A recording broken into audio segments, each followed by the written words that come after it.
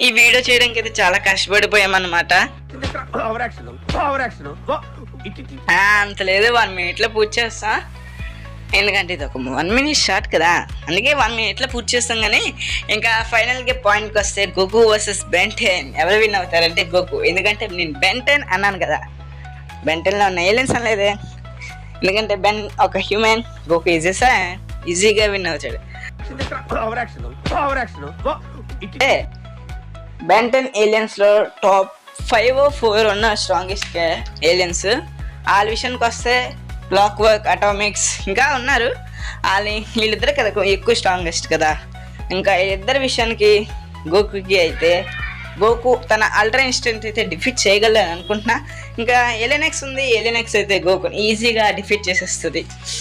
పాపం కదా, ఎందుకు అయినా గోకు చిన్నపిల్లడు, ఆడెక్కడ ఎలియనెక్స్ ఎక్కడ. ఎలియనెక్స్